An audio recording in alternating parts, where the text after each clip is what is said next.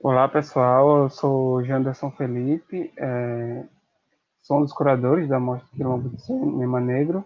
A gente está aqui nessa segunda edição, com vários vídeos, assim, conversamos com os realizadores dos filmes. Eu agora estou aqui com o Israel, que é o diretor do Cajás dos Negros. É um filme de Alagoas aqui. E aí, Israel, tá tudo bem? Oi, pessoal, tudo bem? Um prazer também estar aqui nesse momento. Eu sou Israel, eu sou o diretor, né, do filme Cajados Negros, que também é o nome, né, do quilombo que eu faço parte também, que é Cajados Negros aqui do estado de Alagoas. Massa isso, Israel. Você falou que você falou que o Cajás dos Negros é o quilombo que você também faz parte, né? Então, eu queria entender o que moveu você a tá fazendo o filme sobre esse local, assim, que você mora. Então, esse filme ele não foi feito com a intenção, né? Não existia um roteiro, não existia uma produção por trás do filme, com o intuito da produção do filme. O que acontece, na verdade, é que no Cajá, né, o quilombo que eu moro aqui no estado de Alagoas, a gente estava passando por uma demanda, que a gente estava entrando em contato com alguns apoiadores, né, que poderiam estar eventualmente financiando algum projeto aqui, e aí a gente precisava mostrar a realidade do quilombo através do audiovisual, né? E aí a líder comunitária da comunidade, ela disse, olha, Israel, vamos fazer um vídeo mostrando a comunidade. E aí isso também coincidiu justamente com o fato de que eu estou fazendo uma pesquisa etnográfica aqui no momento, né? Finalizei o tempo de pesquisa etnográfica de campo, mas eu estava também fazendo a pesquisa para o TCC, que eu sou estudante da UFAL, do curso de Ciências Sociais aqui.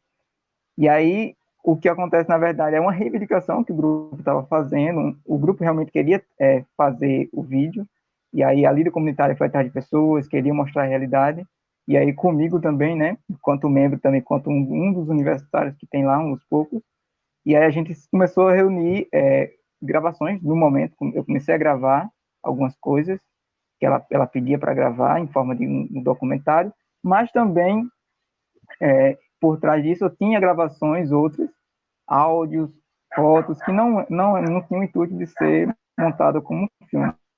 E aí, após isso, através de um colega meu, o Fernando, que a gente pegou e fez eu passei para ele, né, pedi, conversei com ele, e aí a gente fez uma montagem em forma desse mini documentário, né, esse pequeno filme, em cima desse conjunto, né, do processo reivindicatório que o grupo estava fazendo, tanto as gravações que eu já tinha de áudio, de imagem, todo esse conjunto de material por conta da pesquisa, e aí a gente juntou isso, né, através de uma pouca experiência que eu tive com audiovisual no passado, com a dele também, e a gente já tinha uma ideia, né, para um filme no Cajá, mas não seria esse filme do Cajá, seria um filme mais bem elaborado, e a gente montou, através disso, esse pequeno documentário com, com as imagens e áudios que a gente pegou em diversas datas, né? Não foi uma data específica, assim, e saiu reunindo. Mas, Israel, mas você falou isso da pesquisa, que eu queria entender como foi seu processo mesmo de pesquisa, assim, já sabendo que você mora aí, né, é da comunidade, então eu queria saber, assim, porque o filme, ele não contextualiza tanto a história do Cajá, a gente conhece mais a história do Cajá através das falas, tanto da líder, né, comunitária, quanto das pessoas que são entrevistadas durante o filme, assim, os relatos, né? Então, eu queria entender assim como foi essa sua pesquisa e como foi você encontrar essas pessoas. Assim.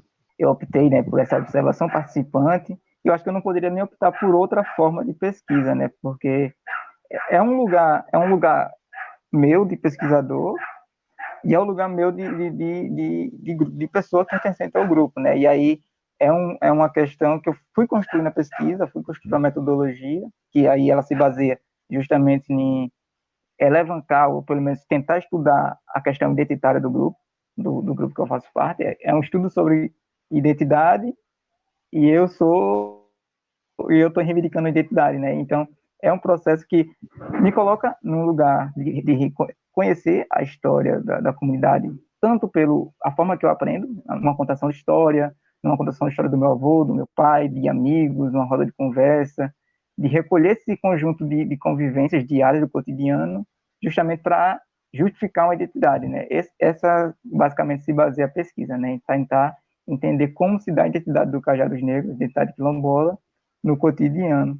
E aí esse meu lugar de pesquisador me colocou justamente nesse patamar, né, de que eu sou pesquisador, eu estou pesquisando, mas também eu sou morador. E aí eu não chego na comunidade, apesar de ter saído para estudar fora na UFAL, passou 1 ano, 2 ou 3 fora, e retornar, vindo intercaladamente nas férias, eu não encontro pessoas que são novas para mim, né? São colegas meus que estudaram comigo até a 4ª série, depois até o completo do ensino médio. É uma tia minha, é um avô, são parentes, né? De certa forma. Por exemplo, a líder comunitária, ela é minha tia. E aí, apesar de no filme, né, a relação que aparece é uma relação de alguém que está gravando e a líder comunitária, no fundo, é uma relação de tia e sobrinho, e aí tem relações de primos, de enteados, todos ali acontecendo dessa forma, mas que foi transparecida para a ideia do filme. Para tentar situar um pouco, por exemplo, o filme, ele se trata de um processo que ainda tá em andamento, que é uma antropóloga que veio fazer pesquisa aqui um tempo, e aí depois ela entrou em contato novamente, porque uma pessoa que ela conhece que é doação, né, para o Cajá. Essa doação deveria vir, e aí a forma que essa doação deveria vir era para tentar sanar os efeitos da pandemia, ou de processo como da pandemia dentro da comunidade. Algum tipo de atividade econômica.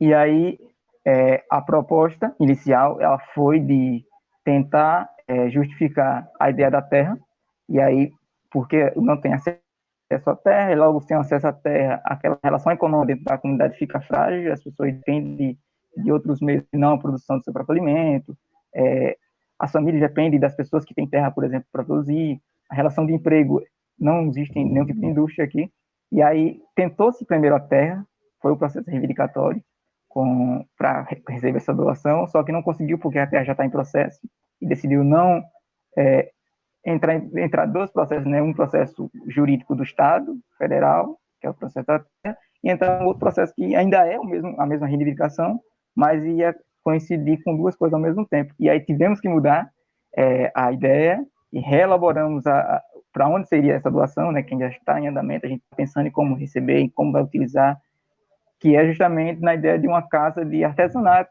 mas que seja, né, de posse de toda a comunidade, né, uma casa de artesanato que sirva para que o artesanato produzido aqui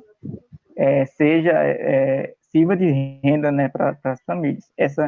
O que naquele início das gravações, né, estava acontecendo aquela questão, tivemos que reelaborar para uma outra questão, porque a terra já está num processo de andamento, não podemos interferir dentro desse processo. Mas essa foi a ideia do vídeo. Mas retornando para a ideia de como eu vejo as pessoas, é justamente isso. Talvez eu vou tentar também evitar, quando eu for escrever um texto, né, quando realmente for escrever o texto do TCC que eu estou fazendo, não me colocar justamente como esse pesquisador que vai para o lugar e vai realizar uma pesquisa, porque, na verdade, quando eu chego lá, eu tento construir a relação de pesquisador, porque existem outras relações, né? Existem relações de parentesco, de amizade, que vêm antes da relação do pesquisador. Então, a pesquisa em si, para as pessoas e a relação que acontece comigo e eles, ela está em segundo lugar. A pesquisa está em segundo lugar. Né? Ela acontece, mas ela não é a principal relação entre eu e as pessoas. Entendi. Eu queria. Você falou também da questão do parentesco, né? E que o filme parece que se constrói muito desses encontros, assim, né? E desses cotidianos mesmo. que aí ao mesmo tempo a gente durante o filme vai conhecendo o cotidiano do Cajás. E aí eu queria entender que parece que no seu filme tem duas coisas bem tocantes, assim, que é a questão da terra, a questão de renda, né? Que aí também vai influenciar na questão de perspectiva de futuro, até de sonho de quem mora ali no Cajás. Aí já que você é um dos moradores, eu queria saber mesmo como é. E isso aí foi um ponto, parece um ponto central assim para você dentro do filme, assim.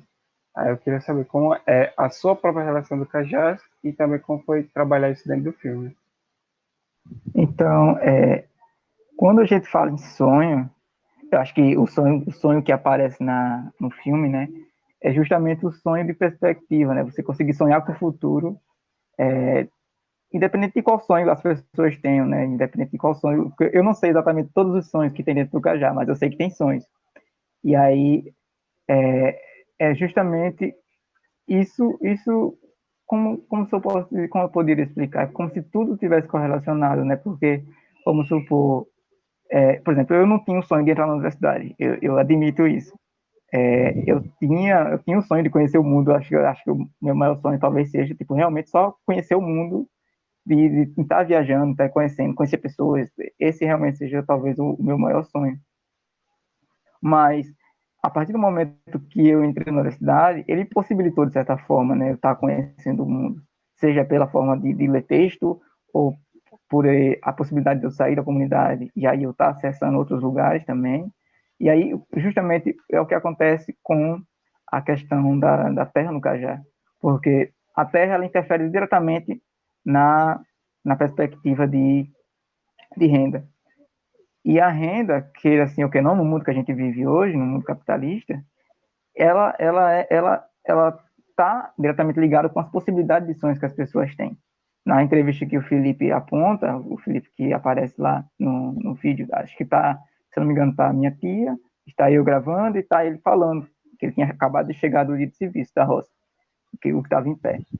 E aí, durante aquela parte ali, é muito estranho porque eu pensava, porque, por exemplo, eu estudava com ele, e aí, tipo, ele em matemática, tipo, ele é ótimo, na verdade, ainda. Ele é um ótimo aluno em matemática, só que eu não era. E aí, tipo, ele tinha essa vontade de estudar muita matemática, né? Ele tinha esse sonho, mas justamente pelo fato dele ter que voltar a trabalhar quando chegar na certa idade para os fazendeiros, e aí não é um tipo de trabalho que você consegue sair e se deslocar para outros meios, foi um sonho interferido dele, né? Foi um sonho que foi interferido para ele. O sonho dele foi interferido diretamente naquele processo. O que também é frustrante para mim, porque, por exemplo, eu consegui entrar na universidade, eu tinha um sonho de conhecer, e foi pela universidade que eu estou conhecendo o mundo, mas foi assim, foi um caso, outro, aleatório dentro da comunidade, que está entrando dentro desse universo, que não seja diretamente ligado a estar dependente da relação econômica que o Cajá tem, né, com os donos de terra e com as pessoas que estão ali ao redor. Porque é que nem também o João fala, né, no vídeo. Talvez não seja um processo intencional das pessoas que têm terra, muito terra ao redor do Cajá, né?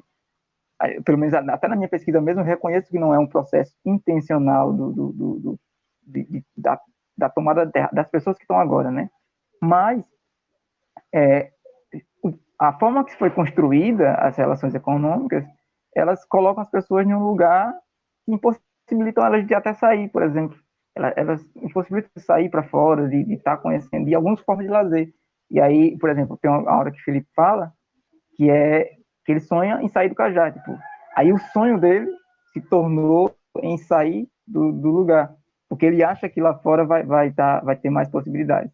E aí isso interfere diretamente, por exemplo, com os sonhos das pessoas que são mais velhas. E o sonho deles é as famílias voltarem, né? Porque teve famílias que saíram do Cajá porque não tinham condições de morar aqui.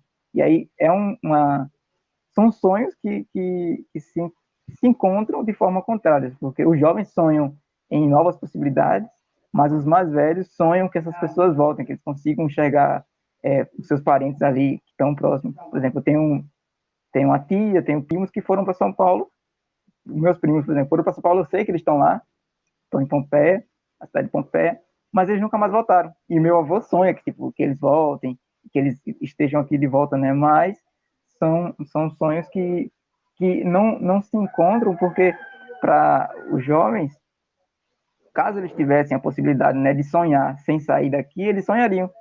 Mas não, eles tendem a sair daqui e nem sempre, né, é um sonho realizável, por exemplo. E aí aconteceu comigo, por exemplo, quando eu saí daqui, é muito estranho, porque, por exemplo, a gente construiu a identidade aqui, né, que a visão que se tem do Cajá aqui, estranhamente, não é uma visão de, por exemplo, um lugar violento, no sentido de que a gente sofra, por exemplo, abordagem policial, de que a gente sofra um olhar preconceituoso no sentido de pensar que a gente é um ladrão, uma coisa desse tipo, dentro do universo do Cajá, né? Dali onde eu cresci, por exemplo, eu morei no Cajá, sem sair do Cajá até os 14 anos, depois que eu fui sair do Cajá, que acabei indo para Maceió. E aí, quando eu saí, é, é, aí foi a primeira vez que alguém, tipo, disse, olha, a polícia tá vindo, tipo, tenha cuidado. E eu fiquei me perguntando, né, por que eu deveria ter cuidado da polícia? Isso em Maceió, né? Porque eu tive que estudar o segundo ano, o terceiro ano do ensino médio, e depois entrei para o UPAL em Maceió. E aí foi o primeiro momento que eu tive esse contato, já na periferia de Maceió, com esse universo outro que me enxergava, quanto pessoa negra, que me colocava no lugar de vilão, que eu nem sonhava esse lugar de vilão, né? Esse lugar de pessoa que poderia ser a cara do assaltante ou a cara de um ladrão, porque no meu sonho, né, que eu tinha, eu não seria enxergado dessa forma no mundo lá fora, nesse sentido. E aí, quando eu vou, o que acontece é isso, né?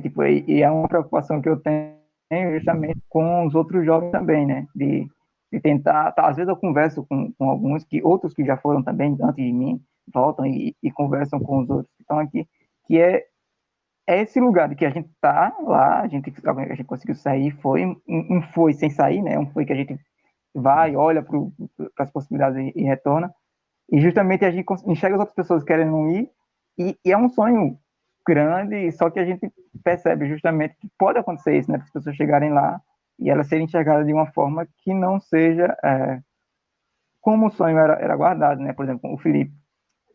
Talvez, por exemplo, eu pense com ele, né? De às vezes conversar, tipo, caramba, o que será que vai acontecer quando ele chegar numa cidade grande? Apesar de a gente sai, né? A gente vai para cidades, a gente vai para outra coisa. Mas quando a gente vai literalmente morar, vai buscar o mercado de trabalho, por exemplo, é uma outra perspectiva, né? Das viagens que a gente fazia. A gente às vezes viajava, ia em um lugar de lazer, uma coisa e outra, e não tinha tanto contato assim direto. Mas quando a gente está naquele lugar para morar, que a gente começa a viver dia a dia o cotidiano daquele lugar, de uma cidade, é uma outra perspectiva que a gente não está acostumado com isso com nossos corpos, né? Eu costumo dizer que eu não estou acostumado a ser enxergado de forma tão preconceituosa dentro fora do Cajá. Ah, ah, massa isso. Eu ia até perguntar, você já meio que já respondeu, que era essa questão do êxodo mesmo, assim, você percebe na fala dos mais velhos essa questão da saudade e no dos mais novos de sair, né, para ir buscar outras coisas em outros lugares. Inclusive até o plano final do filme, assim, é aquele caminhão, né, levando os trabalhadores, assim. Então parece que aí no Cajás existe muito essa questão do trânsito, né? Assim, as pessoas estão sempre em algum trânsito, que aí você meio que já falou.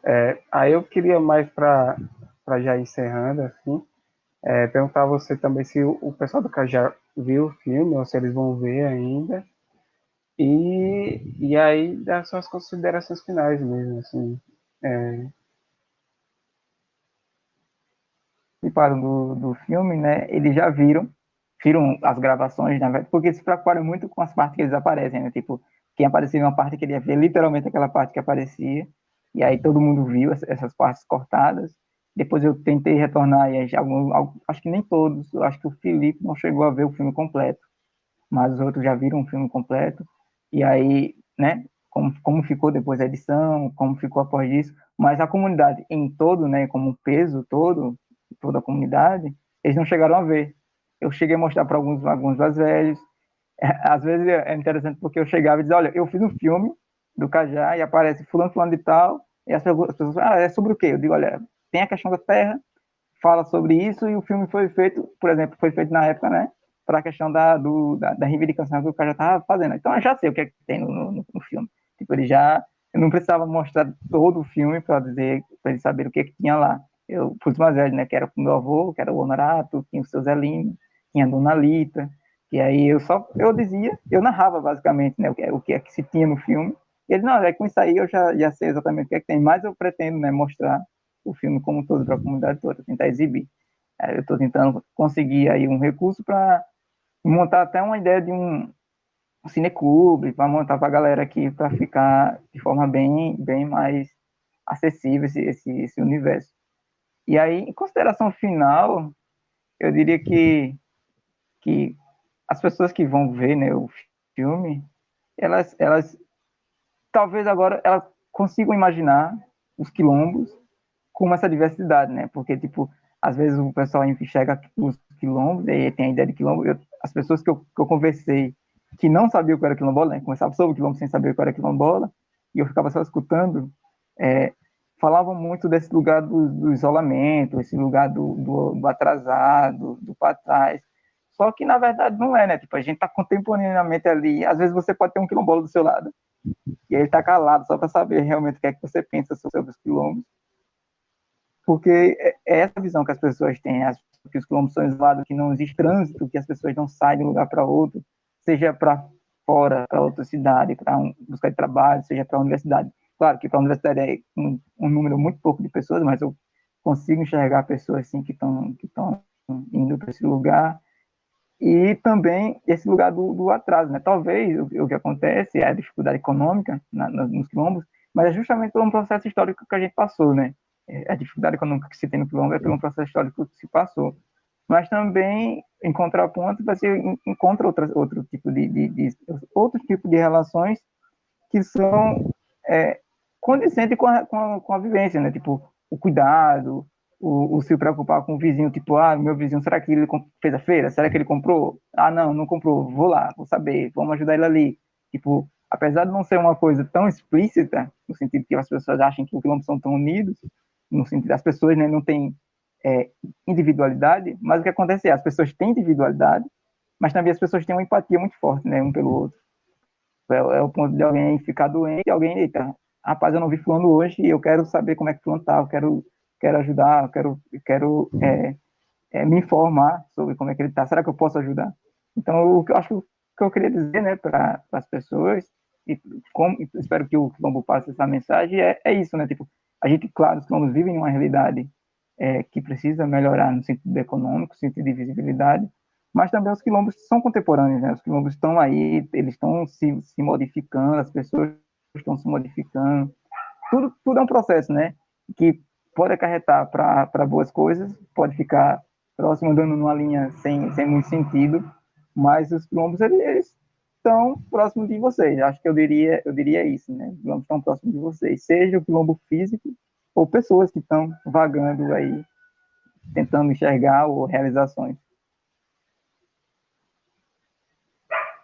Massa. Então é isso, galera. Até a próxima e curtam os filmes da mostra e vejam as outras entrevistas que estão disponíveis aí. Até mais. Obrigado, Israel. Até mais. Tchau.